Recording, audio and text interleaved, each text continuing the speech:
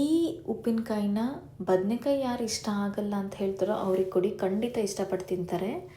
ಈ ರೆಸಿಪಿಗೆ ಮೊದಲನೇದಾಗಿ ನಾನಿಲ್ಲಿ ಬದನೆಕಾಯಿನ ಚೆನ್ನಾಗಿ ತೊಳ್ಕೊಂಬಿಟ್ಟು ಇದನ್ನು ಈ ರೀತಿ ಸಣ್ಣದಾಗಿ ಹೆಚ್ಕೊಂಡಿದ್ದೀನಿ. ಉಪ್ಪು ನೀರಲ್ಲಿ ಹಾಕಿ ನೆನೆಸಿಟ್ಕೊಂಡಿದ್ದೀನಿ.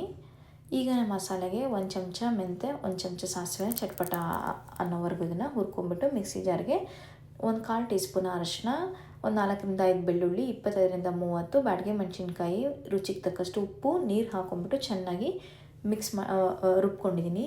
ಈ ಪೇಸ್ಟ್ನ ಬದನೆಕಾಯಿಗೆ ಹಾಕಿ ಚೆನ್ನಾಗಿ ಮಿಕ್ಸ್ ಮಾಡಿ ಒಂದು ಅರ್ಧದಿಂದ ಮುಕ್ಕಾಲು ಕಪ್ನಷ್ಟು ಇದಕ್ಕೆ ನೀರು ಹಾಕಿಬಿಟ್ಟು ಇದನ್ನು ಒಂದು ಡಬ್ಬಿಗೆ ಎತ್ತಿಟ್ಕೊಂಡು 3 ದಿನ ಹಾಗೆ ಇಟ್ಬಿಡಿ.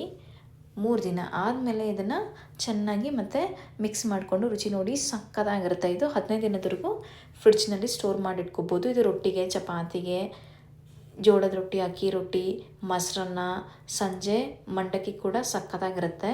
ಈ ರೆಸಿಪಿನ ಸೇವ್ ಮಾಡಿಟ್ಕೊಂಡು ಒಮ್ಮೆ ಟ್ರೈ ಮಾಡಿ ನೋಡಿ. ಒಂದು ಇಂಟ್ರೆಸ್ಟಿಂಗ್ ರೆಸಿಪಿಯೊಂದಿಗೆ ಮತ್ತೆ ಬೇಗ ಮೀಟ್ ಆಗ್ತೀನಿ. ಎಲ್ಲರಿಗೂ ಬಾಯ್.